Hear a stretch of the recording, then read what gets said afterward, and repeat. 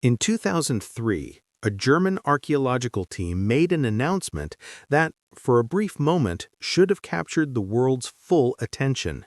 They had been working in southern Iraq, on the dry floodplain just south of the modern city of Nasiriyah, following survey data that pointed toward a site long associated with the ancient city of Uruk. Now, Uruk isn't some myth or theoretical location.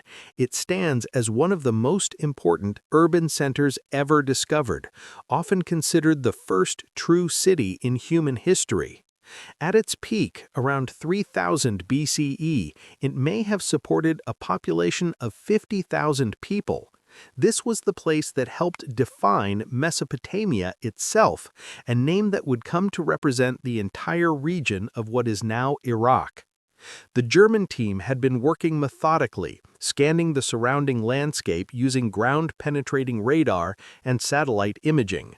What they began to see beneath the desert surface wasn't just scattered ruins, it was something far more striking.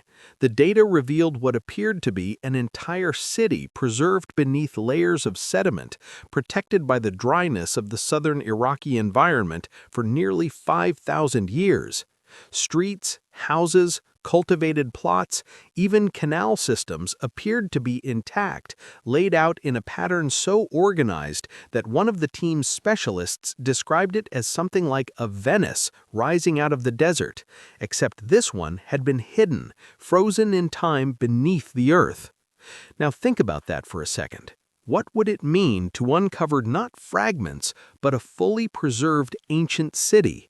What kind of details about daily life, governance, and technology might still be waiting there, untouched? And then, on the edge of this buried landscape, something even more unusual appeared. Separate from the residential zones, distinct in both orientation and structure, the radar picked up a formation that seemed to match a description that had existed in written form for nearly 4,000 years. It resembled, with unsettling accuracy, the burial site described in the Epic of Gilgamesh. Now, it's important to be precise here, because this is where the story often gets distorted. Some people rushed to claim that the tomb of Gilgamesh had been found.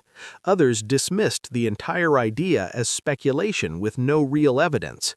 But the truth sits somewhere in between, and honestly, it's far more intriguing than either extreme.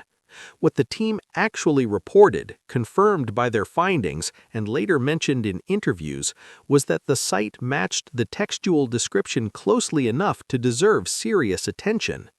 The epic itself, one of the oldest surviving works of literature and written over 1,000 years before Homer, gives a very specific account of Gilgamesh's burial. According to the text, a river was diverted, a tomb was constructed in the riverbed, and then the water was returned, sealing the burial site beneath flowing water. Hidden, protected, almost deliberately erased from the surface of the world. And what the radar data showed at Uruk was a structure positioned exactly where an ancient water channel once ran, surrounded by signs of hydraulic engineering that suggested deliberate manipulation of the river system. So the question naturally follows, coincidence or something more? Was it actually the tomb of Gilgamesh? The team didn't claim that. What they did say was more careful, more scientific. The site was consistent with the description, and the only way to know for sure was excavation. But that excavation never came. Just 3 weeks after the announcement began circulating, the United States invasion of Iraq changed everything. Now, the timing here is often misrepresented, so let's keep it clear. The invasion began March 20th, 2003. The archaeological findings started gaining attention in early April, so the dramatic version of events that the discovery triggered the invasion is not supported by the timeline. But what is absolutely true is that the war made further investigation impossible. The security situation deteriorated rapidly. Academic institutions were disrupted. Infrastructure that supported international research collapsed, and just like that, the opportunity to follow up on what might have been one of the most important archaeological discoveries in modern history disappeared. And here's the real question you have to ask yourself. If a site like that truly existed, preserved and waiting beneath the surface, what might have been lost in the years that followed? Because this isn't about conspiracy, it's about consequence. Important things were not uncovered. Important questions were left unanswered. And to understand why those questions matter, you have to understand the figure at the center of all this. The Epic of Gilgamesh isn't a legend in the loose sense of the word. It's a real ancient text preserved on clay tablets discovered across Mesopotamia. The most complete version, known as the Standard Babylonian Version, was reconstructed from 12 tablets found in the Library of Nineveh in the 19th century.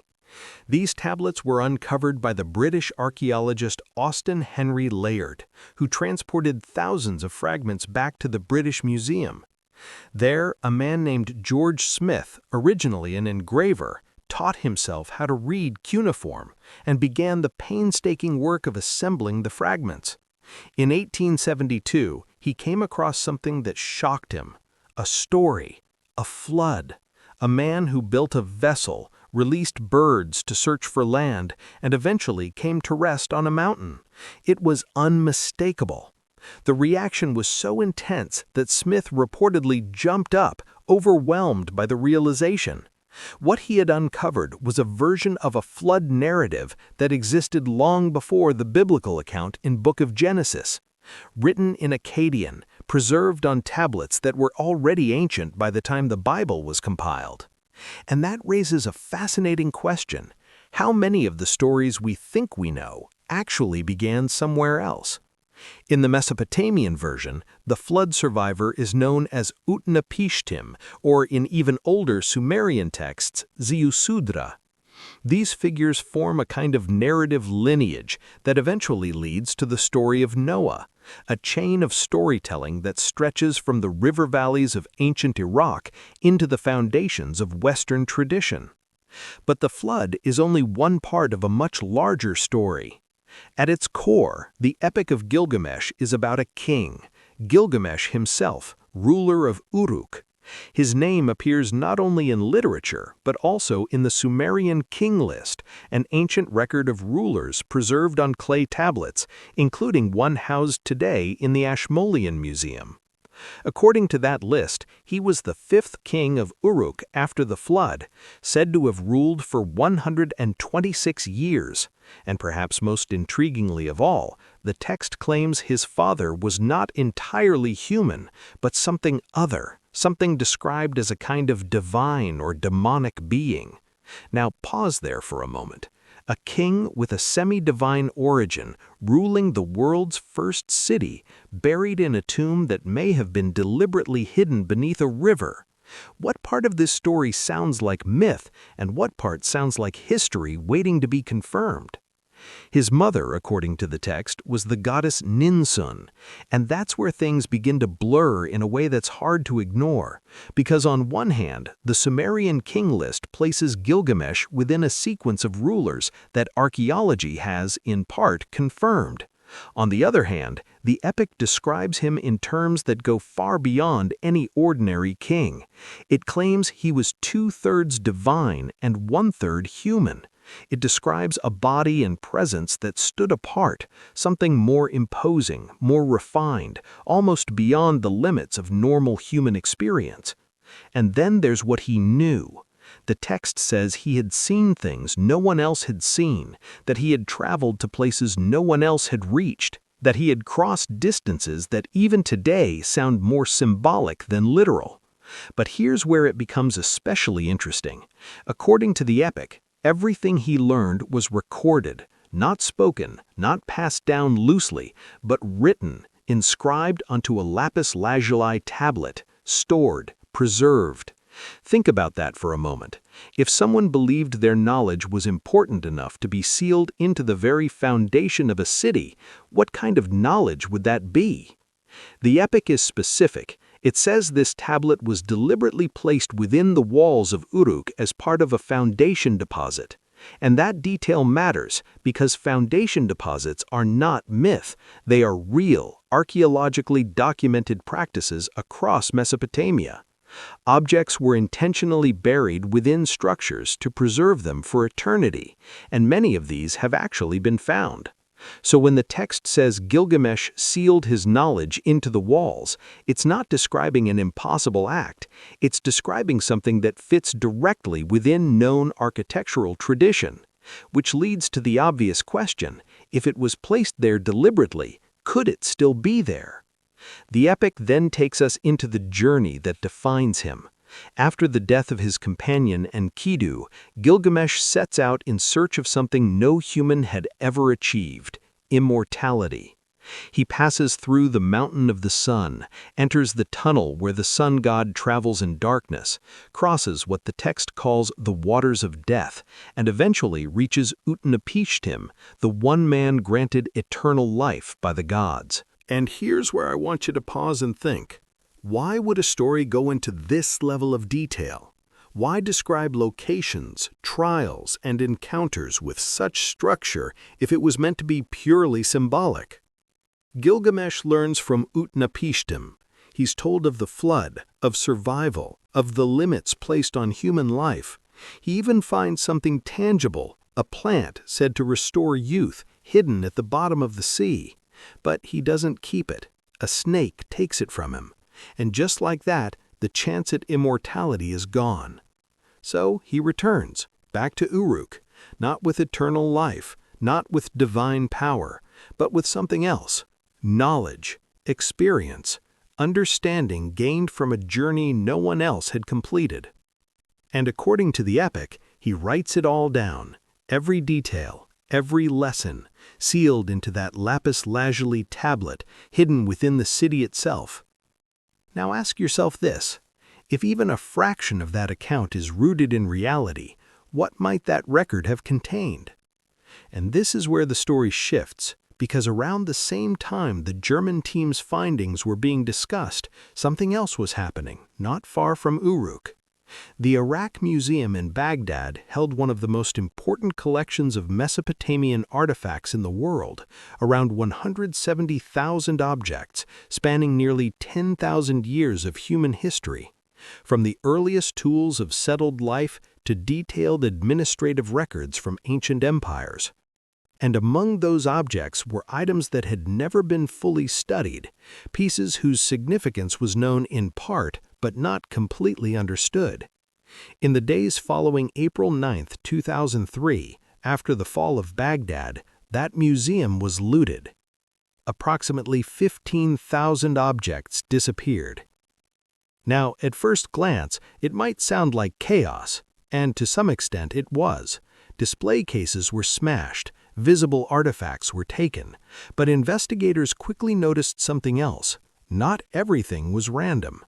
Some items were removed from secured basement storage areas, areas that required keys, areas that required knowledge of the building's layout. This wasn't just opportunistic theft. The investigation was led by Matthew Bogdanis, who carefully documented what had happened, and his findings were measured, not sensational. He pointed out that the pattern suggested multiple groups were involved. Some acted in the moment, taking whatever they could see. Others appeared to know exactly what they were looking for. And that raises a question that's difficult to ignore. If even a fraction of that account is rooted in reality, what might that record have contained? And to be clear, this isn't about claiming that the Iraq Museum was stripped of hidden technology or some lost advanced knowledge. That kind of conclusion goes beyond what the evidence supports. What can be said with certainty is more grounded and in many ways more unsettling. A collection of immense historical value was left unprotected during a moment of conflict. What followed was not just random chaos, but a mixture of opportunistic looting and signs of selective removal. And many of the objects taken have never been fully recovered or accounted for. Among the missing or vulnerable materials were Sumerian medical texts, astronomical observations, administrative records from periods that remain only partially understood, and artifacts taken from foundation deposits, the very same kind of deposits described in the walls of Uruk. So now, pause and think about that connection. Foundation deposits existed. They contained objects. Some of those objects had never been fully examined. And somewhere within that same cultural practice, according to the Epic of Gilgamesh, a record of knowledge was deliberately sealed. The site identified by the German radar survey was never excavated. What they found pointed to a preserved city beneath the desert and a structure at the edge of an ancient canal system that aligned with a description written thousands of years ago. But before any verification could happen, the team left, the war escalated, the opportunity disappeared. And while that was happening, artifacts that had been steadily emerging from Iraqi soil for over a century continued to scatter. Some entered private collections, others moved through illegal markets, some ended up in institutions across the world, many remain untranslated to this day. So where does that leave us? Was Gilgamesh a real historical figure? The Sumerian king list says yes. The city he ruled, Uruk, is real. Its ruins have been studied. The massive walls described in the opening lines of the epic, walls that a future observer could supposedly verify, have been identified. Even the foundation deposits within those structures have been located, though many remain unopened.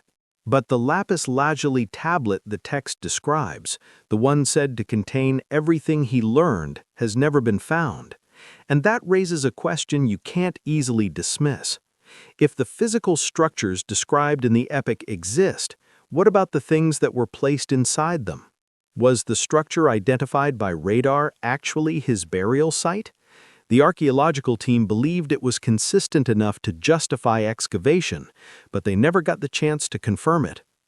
What exactly was taken from the museum during those chaotic days? The investigation confirmed that certain items were specifically targeted, but it never established which ones or why.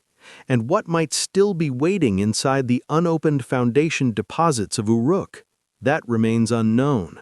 The tablets recovered so far represent only a fraction of what the site likely holds. Uruk is vast. More than a century of excavation has only revealed part of it. So let me ask you something. If even a small portion of what's described in the epic is grounded in reality, would you expect that everything important has already been found? Because what we do know is this. The oldest known narrative in human history tells the story of a king who claimed to have seen things no one else had seen, to have learned what no one else had learned, and to have recorded that knowledge in a form meant to survive him, sealed into the very foundations of his city. That city still exists, partially uncovered, still holding on to most of its secrets. In 2003, a team came closer than ever to uncovering something that might have connected that story to physical evidence, a preserved city, a structure aligned with an ancient description, and then, just weeks later, everything stopped. The work ended, the excavation never began, the museum was looted, and the moment passed. In the epic, Gilgamesh is described as standing before the walls of Uruk, speaking not just to his own time, but to anyone who would come after him. He invites them to inspect the foundations, to examine the brickwork, to see for themselves what was built and what was left behind. And maybe that's the part that lingers the most. The walls are still there, the city is still there, the foundation deposits are still there. At least the ones that haven't been disturbed. Whatever was placed inside them either remains or it doesn't. And the one real opportunity to find out was interrupted before it ever truly began. So the final question isn't just about history, it's about possibility. If we had the chance again, would we finally look deeper, or would we let it remain buried?